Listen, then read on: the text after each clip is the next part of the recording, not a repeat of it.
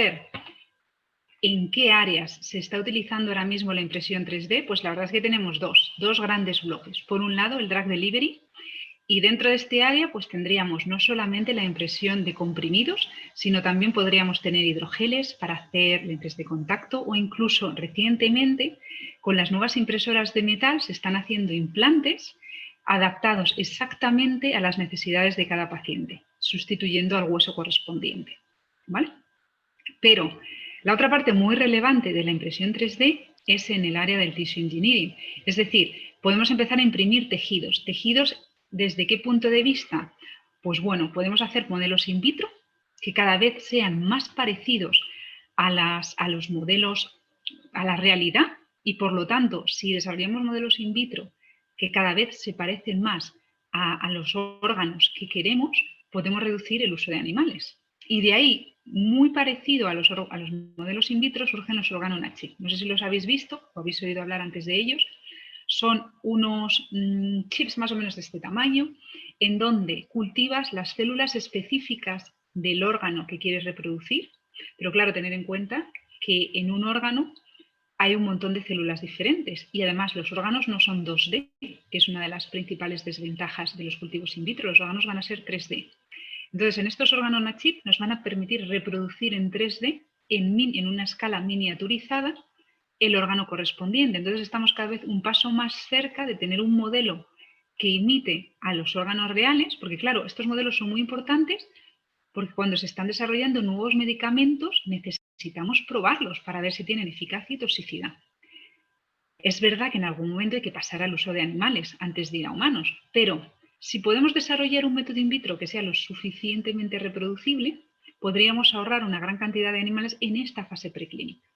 Entonces, ese es el objetivo de estos organo-on-a-chip, conseguir crecer células de una forma 3D dentro de un chip que mimetice de la forma más reproducible que se pueda los órganos reales, ¿vale? Y luego, por ejemplo, también existen modelos, pues por ejemplo para la reconstrucción de pecho, que se hacen mediante impresión 3D adaptados exactamente a las necesidades que tiene cada uno de los pacientes, ¿vale? Si vemos un poco más lo que ya está casi en uso, podemos decir, por ejemplo, pues una impresora 3D que lo que va a imprimir es piel humana. ¿Para qué? Pues este era un proyecto americano, en donde lo que querían es desarrollar estas impresoras para llevárselas a la guerra. ¿Por qué? Pues porque los soldados, una de las principales heridas de guerra que van a tener es las quemaduras en una extensión muy amplia de su cuerpo.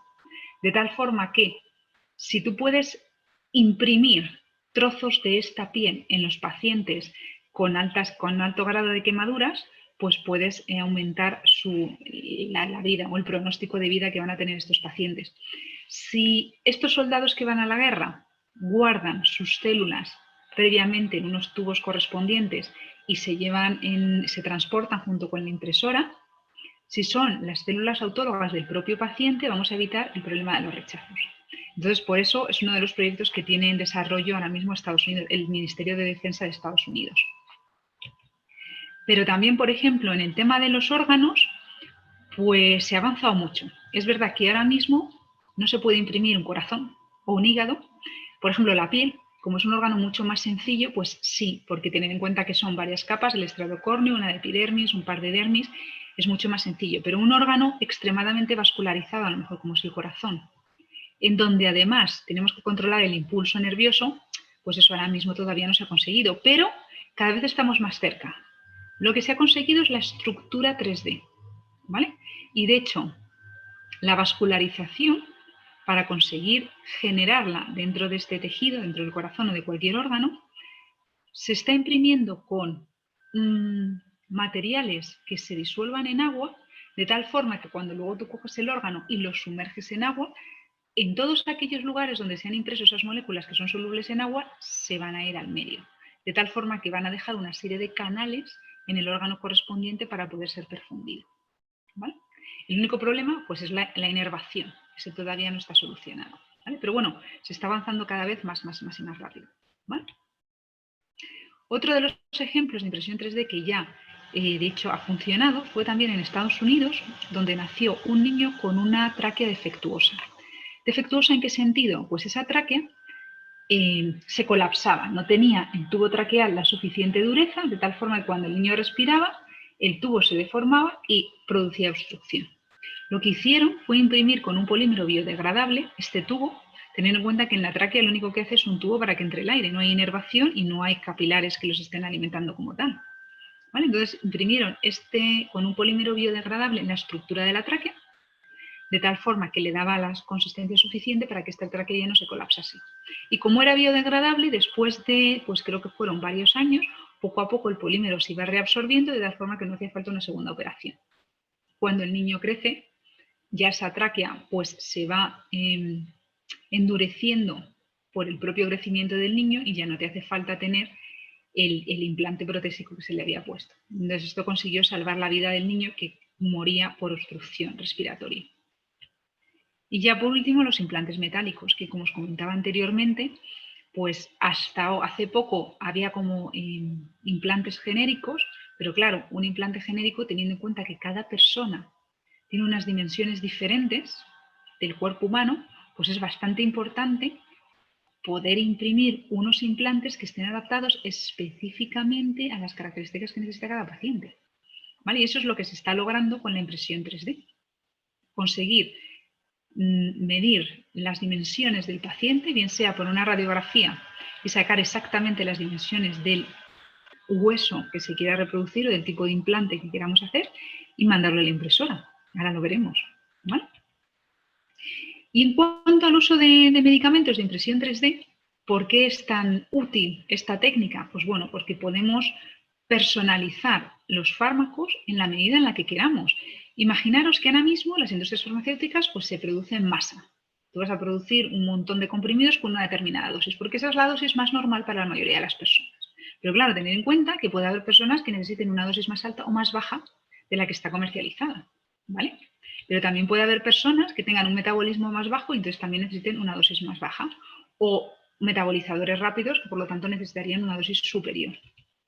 O podemos tener que hacer una administración al paciente en base a la respuesta clínica que este paciente tiene, ¿vale? O formulaciones pediátricas, que hay muy pocas formulaciones que están adaptadas a los niños. Normalmente se cogen las formulaciones de adultos y se fraccionan y se les administra una parte proporcional, ¿vale? También podemos tener pacientes que son polimedicados, que tienen que tomar un montón de comprimidos diarios. Si consiguiésemos acoplar todos los comprimidos, todos los principios activos que un paciente polimedicado necesita a lo largo del día en el mismo comprimido, pues facilitaríamos el cumplimiento terapéutico, ¿vale? Y luego podemos tener pacientes que necesitan un fármaco huérfano, es decir, aquellos que hay tan pocas personas enfermas con esa patología que a la industria farmacéutica no le interesa invertir millones de euros en desarrollar un medicamento para este grupo de población. Entonces, para hacer esta formulación magistral adaptada a un nicho de población muy específico, bueno, pues la impresión 3D tiene cabida, ¿vale? Entonces veis que, aunque ahora mismo la industria farmacéutica fabrica para la mayoría de la población y económicamente no podemos competir con los precios de la industria farmacéutica, a nivel individual puede haber muchísimas personas que podrían beneficiarse de una terapia personalizada, ¿vale? Por sus circunstancias personales. Y en lugar de tener que fraccionar las dosis que ahora mismo están comercializadas, poder preparar medicamentos para esta población de una forma, bueno, pues mucho más segura y más exacta. ¿Habéis impreso alguna vez con una impresora 3D?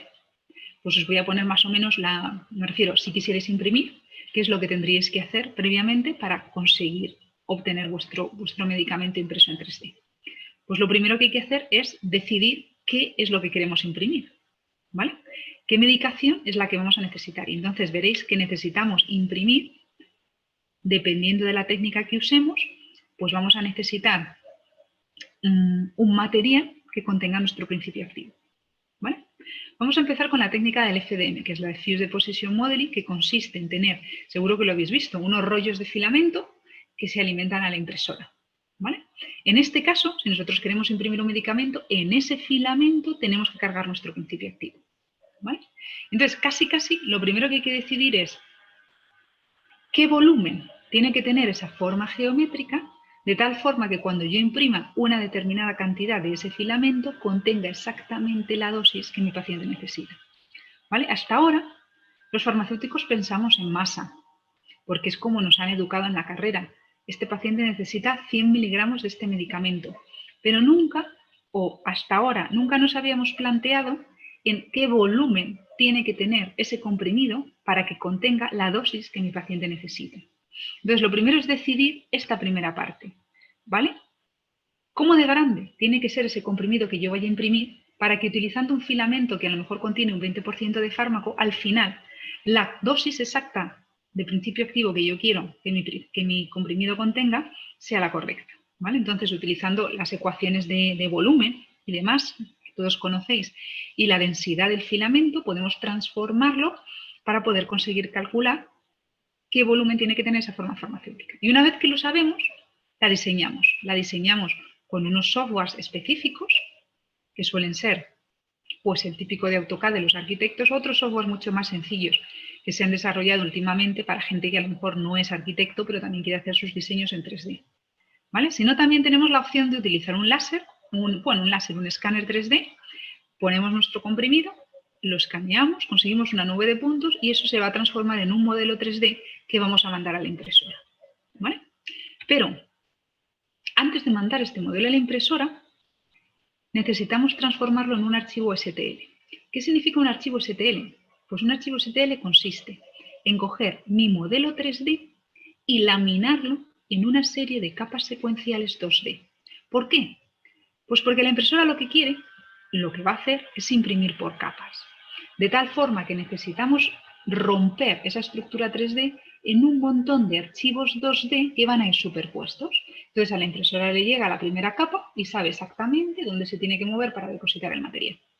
A continuación le llega la información de la segunda capa que va a ir localizada justo encima de la primera capa. Y así sucesivamente hasta que conseguimos crear nuestro modelo 3D.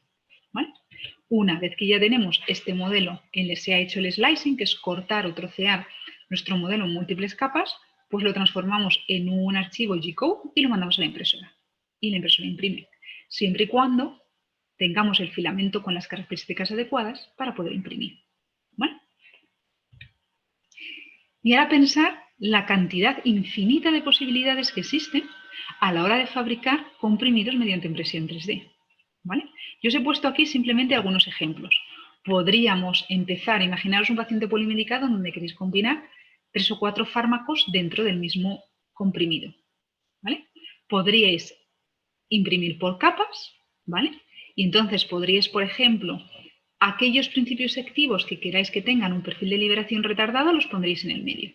Y aquellos que queréis que tengan un perfil de liberación inmediato los pondréis en los extremos porque van a ser las capas que van a estar íntimamente en contacto con los fluidos gastrointestinales. ¿Vale? Si no queréis imprimir en capas, pues podríais imprimir en segmentos. ¿En qué sentido? Pues dentro de la misma capa podéis cuartearlo en distintos compartimentos que pueden estar recubiertos por distintos polímeros que retrasen la liberación y así hacer un comprimido segmentado. De esta forma podéis ver que con mucha facilidad podéis incluir dentro del mismo comprimido 2, 3, 4, hasta 5 o más principios activos. ¿Vale? Una de las limitaciones que vamos a tener es la dosis. Por ejemplo, hacer un comprimido de impresión 3D de paracetamol, que a lo mejor estamos poniendo 1 gramo, pues no nos va a interesar, porque prácticamente no tenemos espacio para meter nada más. ¿Vale? Pero a lo mejor combinar dentro del mismo comprimido, pues un principio activo para la hipertensión, por ejemplo un enalapril de 5 miligramos, combinar un principio activo para el colesterol, una atorvastatina o simvastatina de 10 o 20 miligramos y combinar algo para la diabetes, pues a lo mejor una sulfonilurea, con 10 miligramos, os dais cuenta que la cantidad en miligramos es muy bajita y nos permitiría combinar todos estos principios activos dentro de la misma forma farmacéutica. ¿Vale? La segunda parte es diseñar la estructura geométrica que nosotros queramos y desde ese punto de vista las combinaciones son infinitas. ¿Vale? Podemos hacerlo en forma de ladrillo, podemos hacerlo en forma de donuts, podemos hacerlo en forma de sándwich, como nosotros queramos y como nosotros necesitemos a la hora de combinar principios activos que a lo mejor no estén en contacto unos con otros porque puede haber interacciones físico-químicas o porque queremos conseguir un perfil de liberación más o menos rápido en los fluidos gastrointestinales, etc. Pero también os quería demostrar otras posibles aplicaciones que puede tener la impresión 3D. Me refiero, os he nombrado algunas de ellas, os he nombrado los implantes, os he nombrado los comprimidos, pero a nivel tópico, ¿habéis escuchado el término de microagujas? Pues cada vez se empiezan a utilizar más.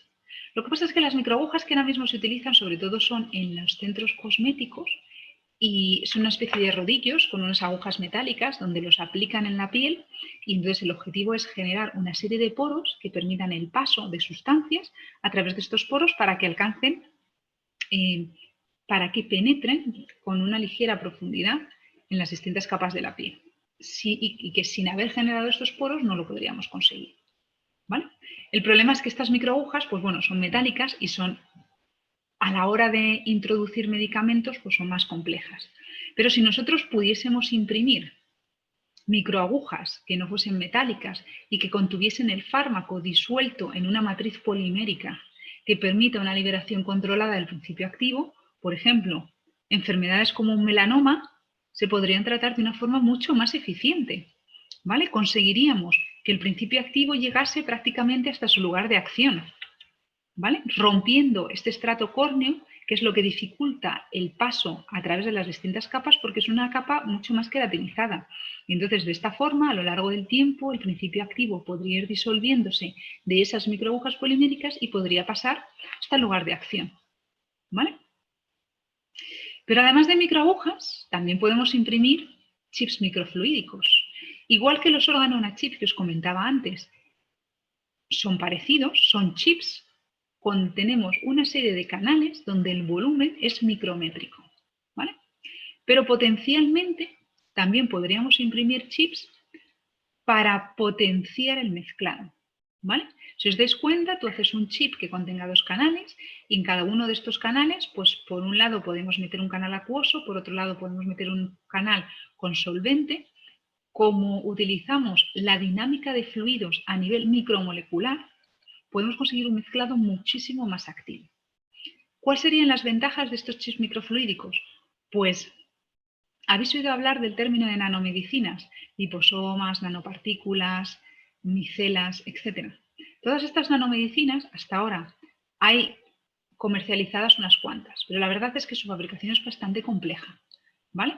Y entonces esto limita la fabricación a nivel industrial. Pero si nosotros tuviésemos unos chips microfluídicos que pudiésemos hacer una fabricación en continuo de estas nanomedicinas, supondría una ventaja muy grande, primero porque podríamos personalizar las nanomedicinas para el paciente y segundo a nivel industrial porque podríamos fabricar en continuo, no tendríamos que fabricar en lotes normalmente pues mediante una evaporación del solvente y demás. Entonces sería un proceso mucho más eficiente. ¿Vale? Podríamos imprimir o diseñar estos chips mediante impresión 3D y luego podríamos utilizarlo pues, para fabricar otro tipo de nanomedicinas. ¿Vale? Os muestro algunos de los ejemplos. ¿Veis los canales son milimétricos, en algunos casos micrométricos. Como son tan pequeños, cuando intentas pasar el volumen, el fluido, por ellos, el mezclado es tan intenso que simplemente con el propio contacto de los materiales que hemos puesto en el canal acuoso y los excipientes que hemos puesto en el canal donde están los solventes orgánicos, pues se fomenta el autoensamblaje y la encapsulación de principios activos dentro de estructuras nanométricas como puede ser un liposoma, ¿vale? Y estos chips se pueden fabricar mediante impresión 3D, ¿vale? Y ahora, si comentamos, imaginaros que cuáles serían las diferencias o las ventajas de hacer impresión 3D respecto a los métodos convencionales, ¿vale? Acordaros de los métodos convencionales para fabricar comprimidos, sobre todo formas farmacéuticas orales donde tenemos compresión directa, ¿vale? Pero claro, en un proceso de compresión directa también necesitamos mezclado, necesitamos la compresión y normalmente hay un proceso de recubrimiento, ¿vale? Pero si la compresión directa no es posible, vamos a necesitar en algunos casos pues, hacer un proceso de granulación previo, ¿vale? Por vía húmeda o por vía seca. Sin embargo, si aplicamos la impresión 3D para la fabricación de formas farmacéuticas sólidas, simplemente si disponemos de la tinta farmacéutica correcta, podemos imprimir directamente y nos podemos ahorrar todos los pasos correspondientes de mezclado, de compresión, de recubrimiento, porque todos estos pasos los podemos hacer mediante la impresión 3D. Tened en cuenta que el recubrimiento podemos utilizar un cabezal para imprimir la cubierta y otro cabezal para imprimir el núcleo del comprimido. ¿vale? Entonces, en un único paso, que es la impresión 3D, podríamos conseguir fabricar nuestras formas farmacéuticas, ¿vale? El problema va a ser conseguir la tinta farmacéutica correcta, ¿vale? Bien sea el filamento o la mezcla de solventes para una fotopolimerización, que ahora lo veremos. ¿Qué técnicas de impresión 3D? Hay un montón, ¿vale? Y ahora mismo están clasificadas en 7 categorías. Pero de todas estas técnicas, las que se utilizan o se han utilizado de forma más exitosa para la fabricación de medicamentos son estas 4 que os estoy presentando aquí, ¿vale? Vamos a comenzar con la del Fused Deposition Modeling, la de abajo a la derecha, ¿vale? Esta técnica de material de deposición fundido lo que consiste es lo siguiente. Tienes un rodillo donde va a estar tu filamento, el filamento que se parece pues, a una especie de espagueti flexible, ¿vale? Y va a entrar en el cabezal de la impresora y mediante unos rodillos se arrastra hasta un extrusor, un nozzle, que va a tener una abertura muy pequeña y que va a calentar el filamento. Lo va a calentar hasta que se funde, pero no hasta que se funda como tal. A ver si me explico correctamente. Si tú fundes el material completamente, el material gotea, pero nosotros no queremos que gotee, queremos que se transforme en un material termoplástico, viscoso, de tal forma que en el momento en el que ese material viscoso entra en contacto con la plataforma sobre la que se deposita el material, solidifique de forma inmediata y permita la deposición de material en la segunda capa de impresión. No sé si me explico correctamente. En estos casos de impresión 3D normalmente tenemos que utilizar un polímero. Acordaros que los polímeros farmacéuticos suelen ser grandes cadenas de monómeros que se están repitiendo. Estos polímeros suelen tener una característica intrínseca que es la temperatura de transición vítrea, que lo que define es ese punto en el que el polímero está en estado sólido hasta que pasa a un estado viscoso, ¿vale? Entonces, ese estado viscoso por encima de esa temperatura de transición vítrea es la temperatura a la que nos interesaría imprimir, porque vamos a tener un material viscoso suficientemente fluido como para salir por la boquilla del extrusor, pero suficientemente denso como para cuando caiga sobre la plataforma sobre la que estamos depositando el material impreso, solidifique rápidamente y mantenga la integridad de la estructura, ¿vale? Esa sería la técnica de deposición de material fundido. También se utiliza la estereolitografía. ¿En qué consiste la estereolitografía? En este caso, nuestra resina, nuestra tinta farmacéutica, va a ser una resina fotopolimerizable que en contacto con la luz ultravioleta se empiezan a formar una serie de enlaces covalentes que hace que esa resina que era líquida solidifique. Nosotros podemos controlar en qué puntos exactamente dirigimos esa luz ultravioleta y por lo tanto vamos a solidificar solo la resina en las posiciones en las que queremos que nuestra estructura 3D se forme, ¿vale? Si esa resina la mezclamos con nuestro principio activo, pues vamos a poder conseguir hacer un comprimido mediante esta técnica. El problema es que la mayoría de las resinas son todavía un poco tóxicas. Ten en cuenta que son materiales fotopolimerizables, ¿vale? De momento los que hay no son para uso humano, por vía oral, pero se está trabajando en ello para desarrollar resinas que sean capaces de fotopolimerizar, pero no sean tan tóxicas, ¿vale? Y luego tenemos otras dos técnicas. Una es el inkjet printing, que sobre todo se usa para imprimir films, ¿vale? ¿Habéis visto los films bucodispersables que se ponen en la boca, que son muy finitos? Pues más o menos ese tipo de material se puede imprimir con un inkjet printing, ¿vale? En este caso hay una corriente eléctrica que es lo que hace que estas gotas de tinta se vayan depositando sobre la superficie.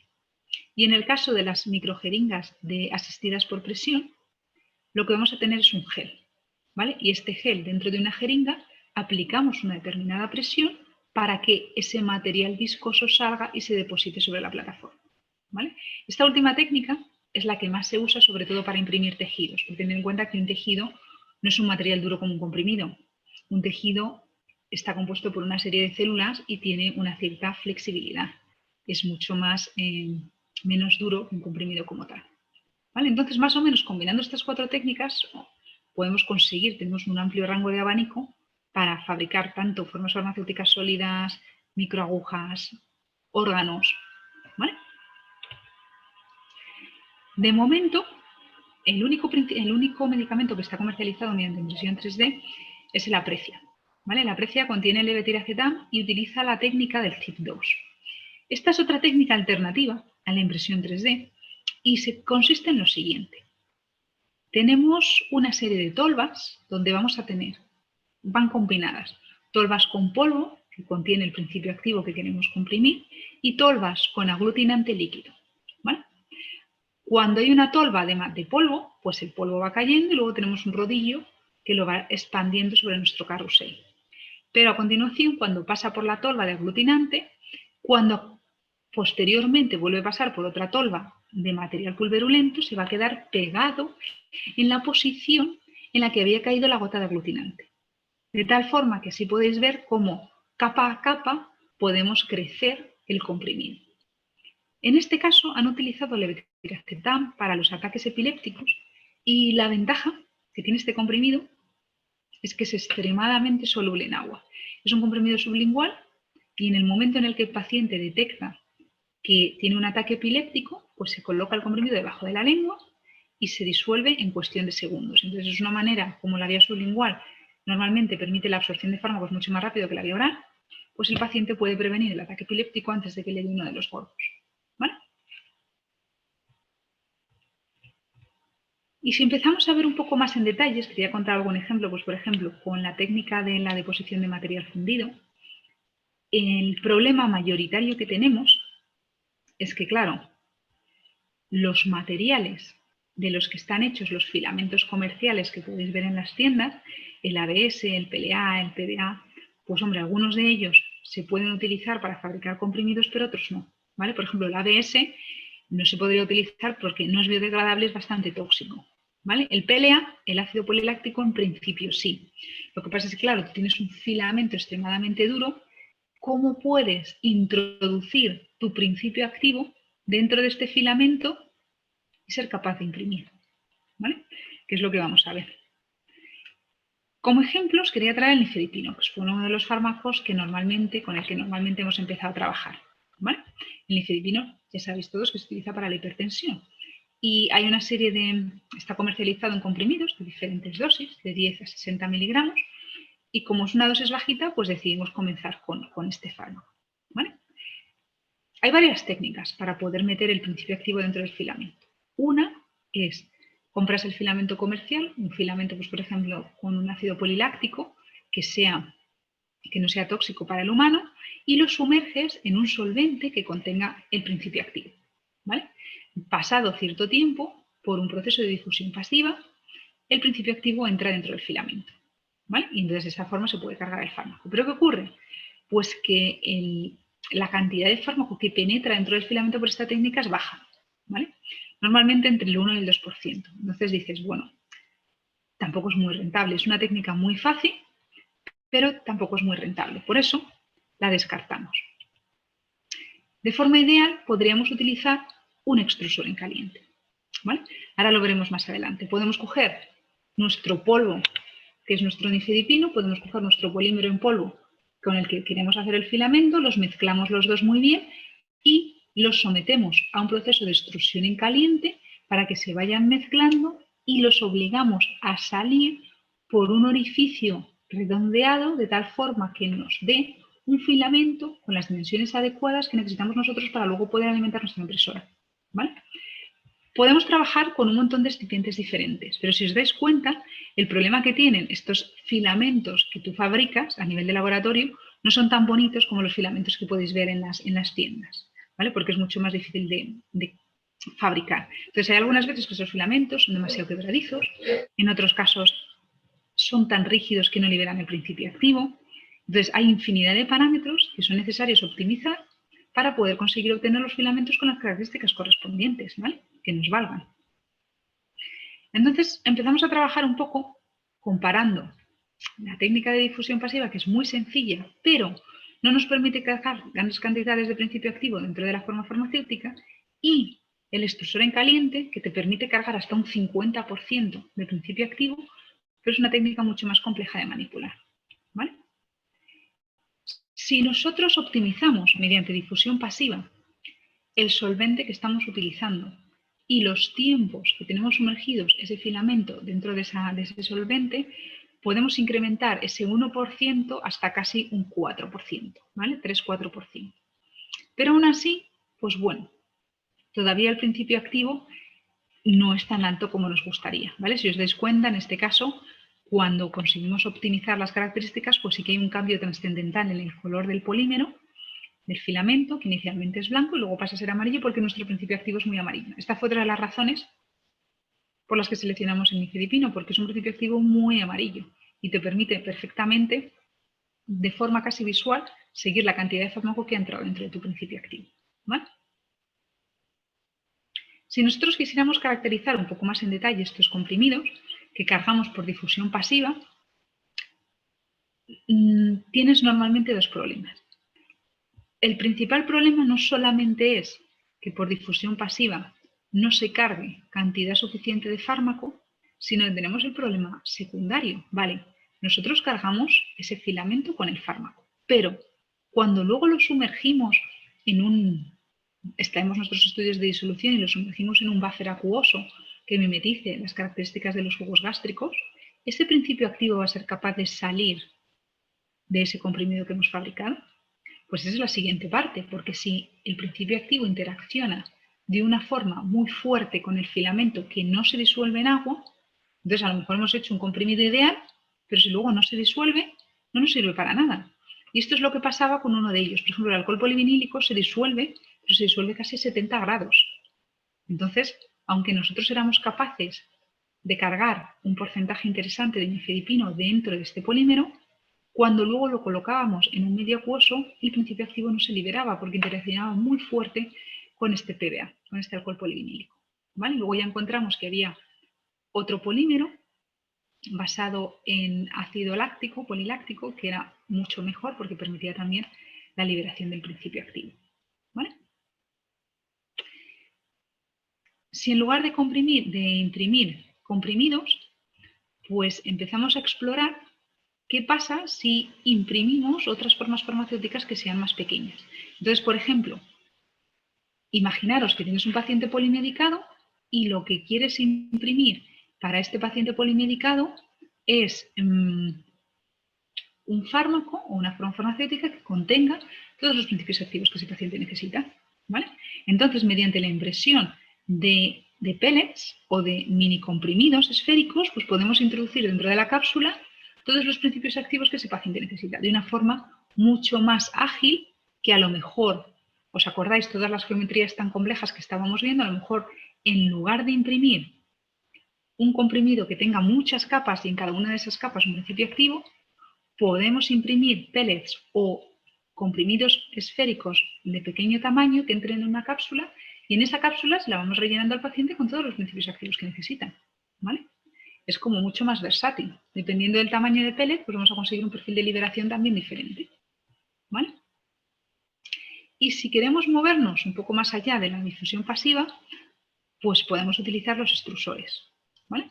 Tener en cuenta que en los extrusores tenemos un embudo por donde una tolva, por donde entra ese material pulverulento, y dentro del extrusor pues vamos a tener un tornillo sin fin. Un tornillo sin fin que va arrastrando esa mezcla pulverulenta hasta distintas fases del extrusor, donde vamos a poder ir calentando, ¿vale? Cada vez vamos a tener diferentes secciones donde vamos a poder incrementar la temperatura en cada una de ellas hasta que esa mezcla pulverulenta adquiere unas características viscosas que permite una mezcla excelente y que al final la vamos a obligar a salir por un die que sea esférico y nos va a permitir obtener estos filamentos que nosotros necesitamos para alimentar nuestra impresora, ¿vale? ¿Ventajas y desventajas? Pues bueno, la teoría es muy bonita, pero a la hora de la práctica, supongo que los extrusores a nivel industrial son mucho más sencillos, pero los que tenemos a nivel de escala de laboratorio, el problema que tienen es que como el tornillo sin fin es mucho más cortito, el proceso de mezcla hay veces que no da tiempo a que sea suficientemente homogéneo y hay que restruir. En otros casos, el filamento que se obtiene es demasiado rígido y no tiene las características, no rígido, quebradizo. Imaginaos un espagueti es muy quebradizo, nunca podría alimentar una impresora, ¿vale? Necesitamos un filamento que sea flexible, pero al mismo tiempo que sea duro y que tenga un contenido del principio activo homogéneo, ¿vale? Entonces, pues bueno, pues controlar todas estas características no es fácil, ¿vale?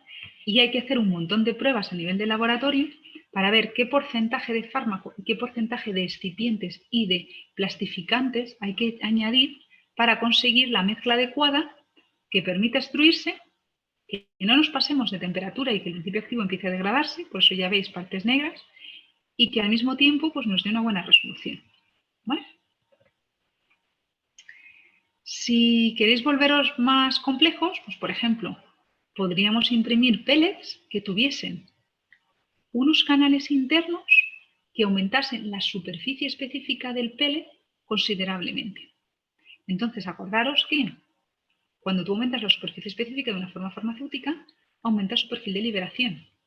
Dependiendo del número de canales internos que tú coloques dentro de tu pellet, puedes cambiar el perfil de liberación de ese pellet en particular, ¿vale?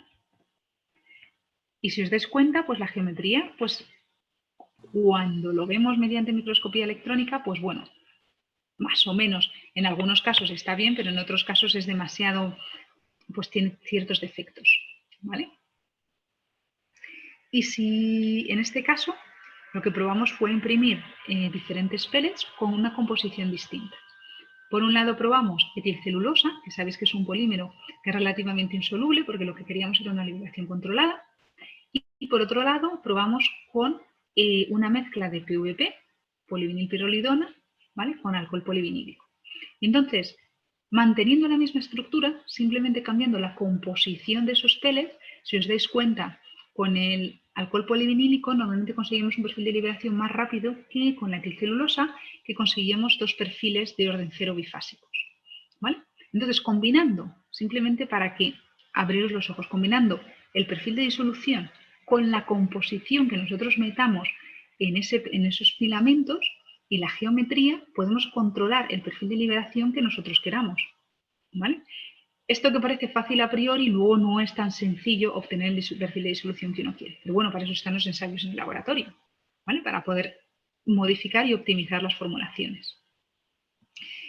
Y luego, claro, necesitamos hacer un montón de trabajo de caracterización. Tener en cuenta que cuando extruyes, estás fundiendo o estás dejando que el material esté en ese estado sólido, ¿vale? Cuando rompes esos enlaces, lo que ocurre es que luego, si el enfriamiento es muy rápido, se pueden formar estructuras amorfas. ¿Os acordáis de la carrera de lo que significaba la diferencia que existía entre una forma amorfa y una forma cristalina? Pues en una forma cristalina, como los átomos entre las diferentes moléculas están perfectamente empaquetados en su red cristalina, suelen ser menos solubles que los fármacos que están en forma amorfa. ¿Por qué? Pues porque en forma amorfa, como ese proceso de enfriamiento ha sido tan rápido, no ha dado tiempo a que esas moléculas se empaqueten de forma perfecta dentro de su red cristalina. Entonces, normalmente estas formas amorfas suelen ser más solubles y por eso nos interesa generar formas farmacéuticas amorfas, sobre todo para principios activos poco solubles, y conseguir una mayor biodisponibilidad por vía oral, ¿vale? En esta gráfica, simplemente para refrescar vuestros conocimientos, os he puesto cómo caracterizamos nosotros esos filamentos que fabricamos. Normalmente utilizamos rayos X, donde veis, donde hay un halo amorfo, quiere decir que es amorfo, y donde hay un montón de picos, quiere decir que es cristalino, ¿vale? También utilizamos el DSC, que son las gráficas de abajo, el Scanning Differential Calorimetry, en donde si tenemos un pico de fusión, que es el pico que aparece hacia abajo muy, muy grande, quiere decir que el principio activo está en forma cristalina, pero si ese pico de fusión cada vez se va volviendo más pequeño, quiere decir que el principio activo está disuelto en el estado sólido en esa matriz polimérica. Y por lo tanto, cuando lo administremos por vía oral en contacto con fluidos acuosos, vas a presentar una mayor disponibilidad, ¿vale? Entonces, prácticamente, simplemente os quería mostrar unos ejemplos del trabajo que estamos haciendo en el laboratorio para que veáis que la importancia que tiene la impresión 3D o uno de los grandes beneficios es su versatilidad. Puedes combinar la geometría de lo que quieras imprimir. Puedes combinar la composición que vas a meter dentro de tu forma farmacéutica. Y luego también puedes elegir diferentes técnicas. Yo os he contado ahora más sobre la técnica de deposición de material fundido para formas farmacéuticas sólidas, pero en tejidos existen las jeringas de presión asistida o la estereolitografía, etc. ¿Vale? Combinando todas estas tres cosas, podemos obtener formas farmacéuticas con la dosis que queramos y con el perfil de liberación que esté perfectamente adaptado a las necesidades del paciente. ¿Vale? El único problema es que para conseguir que esto se traslade al paciente y que, por ejemplo, empiece a utilizarse en hospitales, necesitamos hacer mejores impresoras que no fallen tanto como las que hay ahora mismo en el mercado. Necesitamos filamentos que contengan el principio activo, ¿vale? Porque ahora mismo los filamentos comerciales, pues bueno, son lo que hay, pero no tienen principio activo. Necesitamos fabricarlos, porque en un hospital no van a ponerse con un extrusor en caliente a fabricar sus propios medicamentos cargados con principio activo, ¿vale? Y bueno, esa es una de las desventajas que está frenando la entrada de estas técnicas en hospitales para hacer formulación magistral. Pero bueno, no le queda mucho, cada vez estamos más cerca. Y prácticamente aquí ha durado la charla de hoy. Este es mi mail, por si tenéis alguna pregunta que a lo mejor, si os surge ahora, me la podéis hacer sin ningún problema, pero si os surge más adelante, pues podéis escribirme sin problema, ¿vale? Con total libertad. Y ahora, si queréis, pues respondo a las preguntas que queráis, que tengáis. Bueno, he visto que Muchísimas habéis gracias, escrito. doctora, por su presentación. Realmente estuvo muy enriquecedora y súper interesante.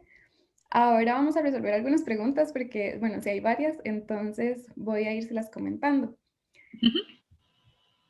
Bueno, primero un espectador anónimo nos dice, hola, mi consulta es la siguiente. Los filamentos de impresión ya tendrían incorporado el fármaco y suponiendo que el material del filamento depende del medicamento, ¿cuál es el material más común que se utiliza? Pues si quieres utilizar un filamento comercial, normalmente los del PLA, el poliláctico, suelen funcionar relativamente bien para difusión pasiva. El problema es que, claro, estos filamentos comerciales que se fabrican para imprimir figuritas no tienen un grado de calidad suficiente farmacéutico, ¿vale? Acordaros que todos los excipientes que utilizan la industria farmacéutica tienen que tener un grado de calidad para asegurar que no tienen microorganismos y demás. Entonces, ese es el problema, que si cogemos los comerciales, no tienen ese grado de pureza. Por eso es mejor fabricarlos desde el principio, porque puedes utilizar excipientes de alta calidad farmacéutica. Pero claro, esa fabricación, pues bueno, pues lleva su tiempo, ¿vale? Perfecto. La segunda pregunta es de Mariana González y ella nos dice, buenos días doctora, si realmente se llegan a hacer combinaciones específicas de medicación para cada paciente según sus necesidades, ¿cómo se comprobaría la eficacia terapéutica en cada uno? ¿Qué variaciones tendrían los estudios por realizar con respecto a los actuales?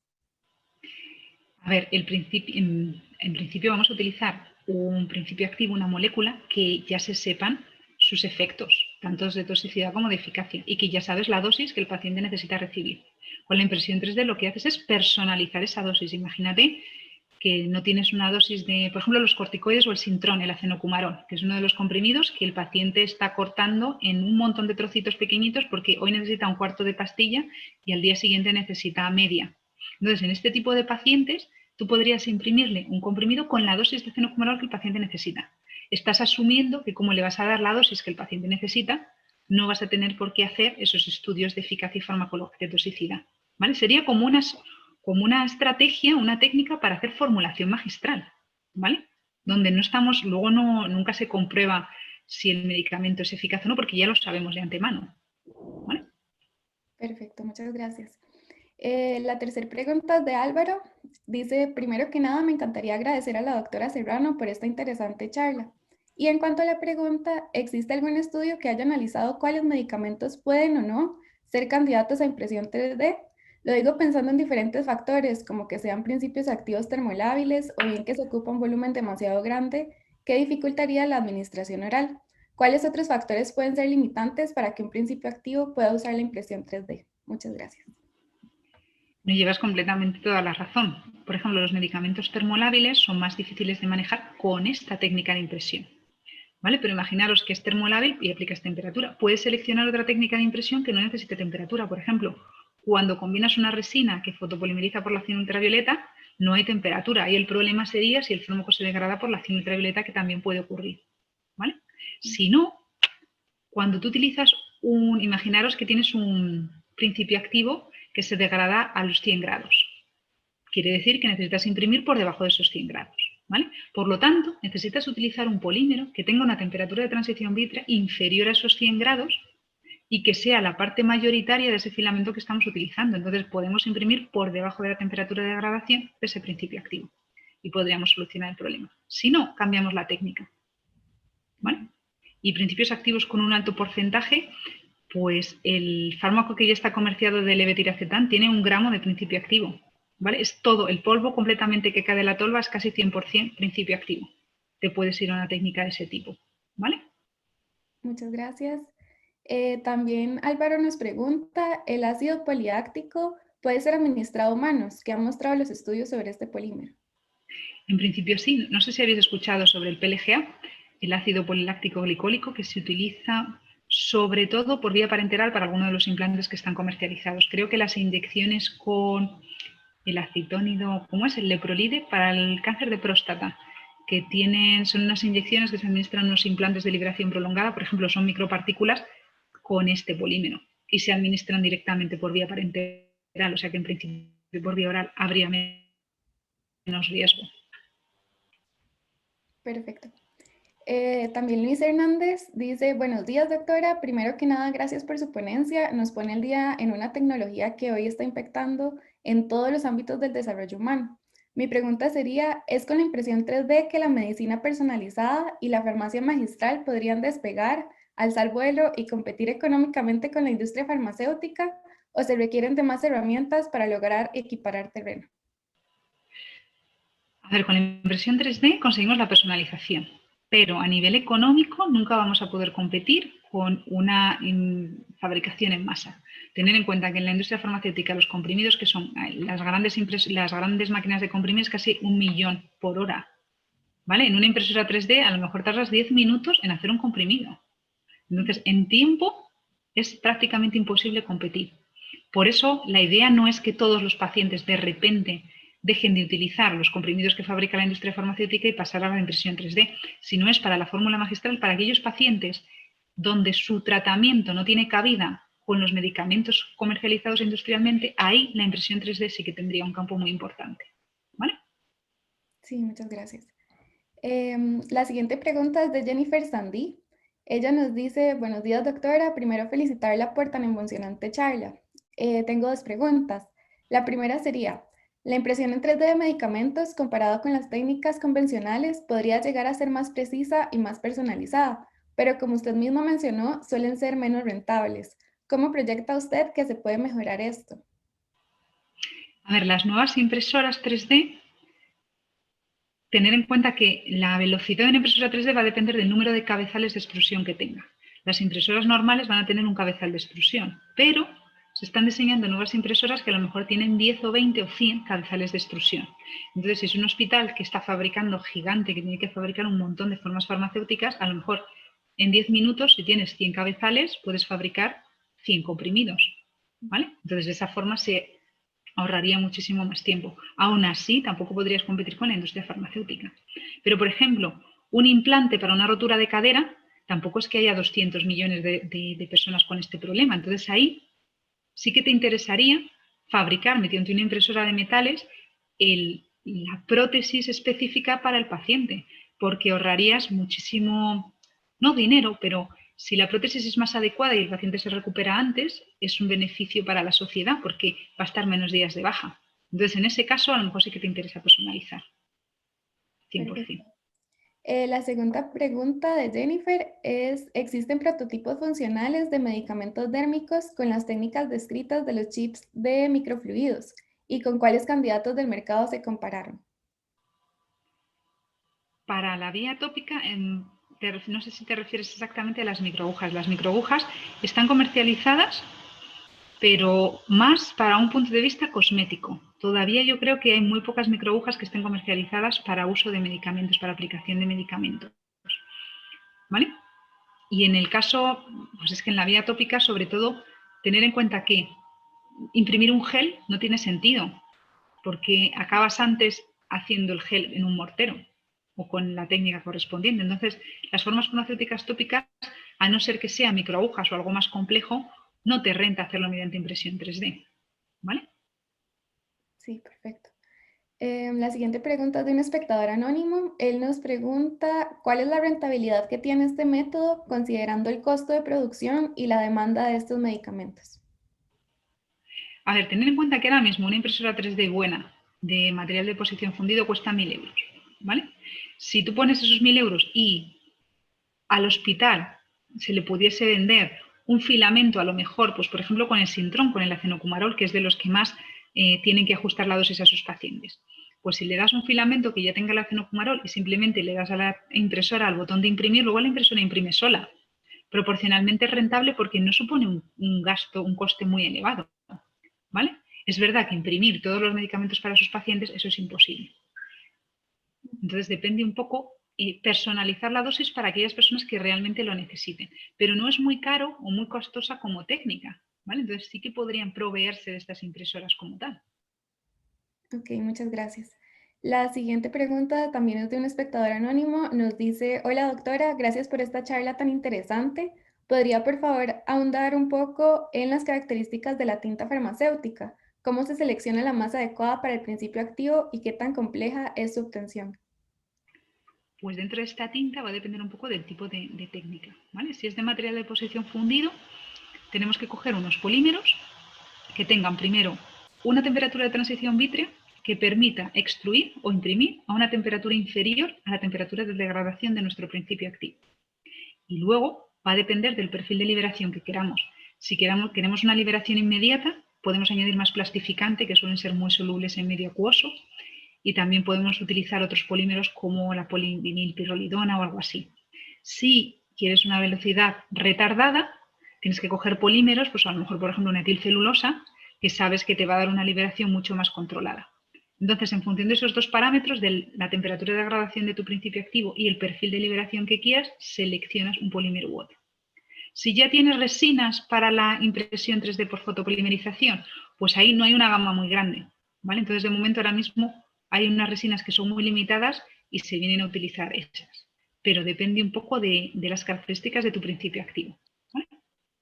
Perfecto. Bueno, la siguiente dice, hola doctora, muchas gracias por la charla, estuvo muy clara. ¿Cuál es el mayor enfoque para este tipo de técnica, la medicación individualizada o la producción de forma industrial? Creo que ya la he contestado. La producción de forma industrial no, ¿vale? Todo personalizado.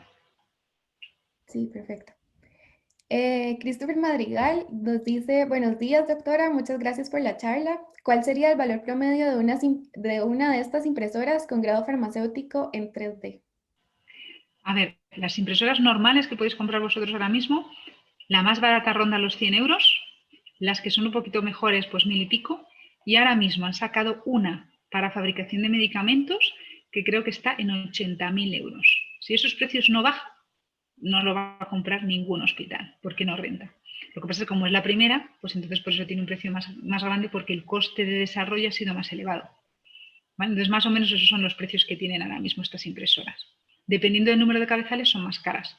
¿Vale? También. Ok, muchas gracias. Y por último tenemos a un espectador anónimo que dice, buenos días, súper interesante lo que nos expone. Mi pregunta es que si se tiene un estimado de cuánto costaría esta impresora 3D para un paciente que quiera personalizar su terapia. Es lo mismo de antes. A ver, el riesgo que tiene es que eso sí que salió en otro congreso. Y si el paciente se compra la impresora y se imprime sus propios comprimidos, pues imaginaros el riesgo que tiene. Me refiero que una persona que no tiene ni idea de estos medicamentos coja libremente un filamento y empiece a imprimirse lo que él quiera. ¿Vale? Tendría que estar recluido, tendríamos que intentar restringirlo a uso hospitalario o a nivel de oficina de farmacia comunitaria. Alguien que tenga el conocimiento como para poder preparar algo con calidad. Aunque luego Perfecto. lo piensas y dices unos comprimidos de cocaína, pues también se los podrían fabricar. Dependiendo de lo que quieras poner, el polvito que tú quieras poner se puede hacer de una forma u otra. ¿Vale? Sí, bueno, muchísimas gracias a todos por las preguntas. Ya las contestamos todas. Em, Además, bueno, nuevamente muchas gracias a la doctora por su disposición para realizar esta ponencia el día de hoy. Estuvo muy interesante, así que realmente estamos muy agradecidos. Por el momento vamos a ir a un receso hasta las 10:10 de la mañana. Muchas Muchas gracias, gracias. doctora. Hasta luego. Hasta luego.